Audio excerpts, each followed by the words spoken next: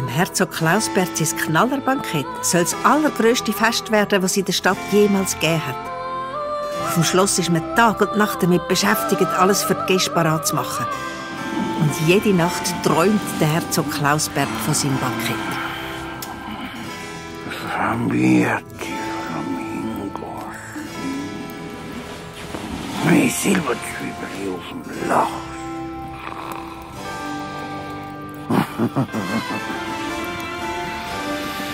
Wieder an Herzogsnacht. Und einsam und verloren ist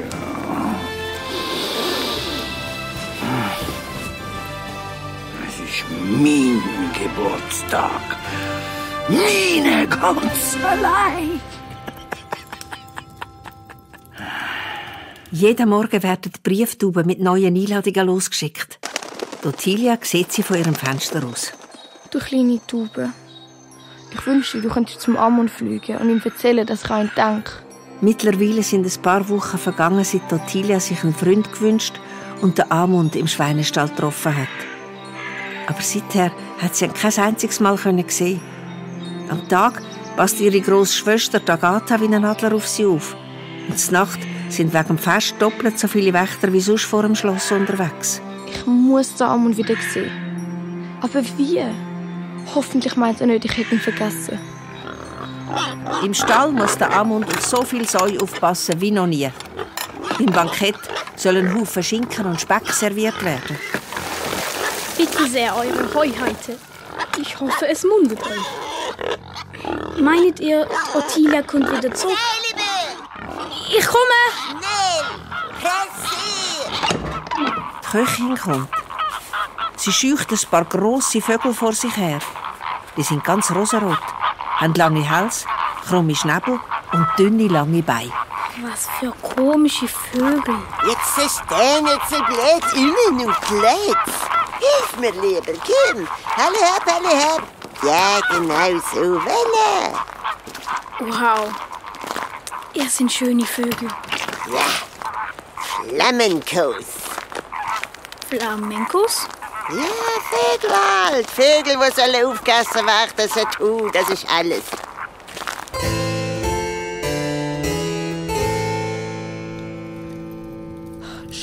Sticken, immer nur sticken. So langweilig. Ottilia kann zwar ziemlich gut mit Nadeln und Faden umgehen, aber viel lieber würde sie jetzt den Amund treffen. Aber Ottilia, was ist das? Küssebezug? Ja, aber wieso hast du da einen Hund draufgestickt, der auf 2 Beinen steht und Kleider anhat? Das ist der Hunderisser Präbus. Er hat einen Baum als Wanderstab. Ach, könntest du nicht einfach etwas ganz Normales draufsticken? Hörst du das? Was? Ja, los doch. Die Artisten, die am Bankett auftreten sollen. Sie sind angekommen. Können wir nicht runter schauen? Nein, das gehört sich nicht. Es hat sicher auch Tänzer und Tänzerinnen dabei. Oh, jetzt hör doch auf. Mit dunklen Augen und samtig weichen Stimmen. Und mit Tanz, wo das Herz vor Sehnsucht höher schlagen. Eben siehst du. Also komm jetzt. Aber wenn uns jemand sieht? Wir nehmen unsere Mäntel und ziehen Kapuze über den Kopf. Dann sieht niemand, wer wir sind. Aber du bleibst bei mir. Die ganze Zeit. Vor dem Schloss hat es Sänger, Musikerinnen, Akrobaten, Dichterinnen, Tänzer und Schauspielerinnen. Alle sind von weit her angereist und hoffen, dass sie beim Herzog Klausbert im Bankett auftreten dürfen. Komm, wir verstecken uns hinter der Säule. Die dort ist sicher eine Tänzerin. Ach, so schick. Schau, die dort spuckt Feuer. Und ich habe Feuer geschluckt. Agatha! Lass mich. Agatha, der Bankettmeister von Schleim. Wir müssen aufpassen. Achtung, Achtung, alle zuhören. Morgen fängt im Herzog Klausbert sein Bankett an.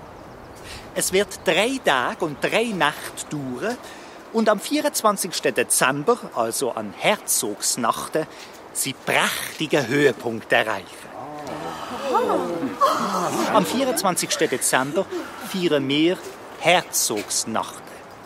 Und falls irgendjemand wagen das Wort, das mit anfängt und mit Weihnachten aufhört, auch nur zu flüstern, dann wird er sofort ins tiefste Gefängnisloch vom ganzen Schloss eingesperrt. Oh, schau. Die dort. Mit den dunklen, schönen Locken. Ah, ihr Tanz ist sicher genauso schön wie ihre... Ottilia? Ottilia, wo bist du? Aber Ottilia ist verschwunden. Sie hat die Kapuzen über den Kopf gezogen und läuft durchs Schloss.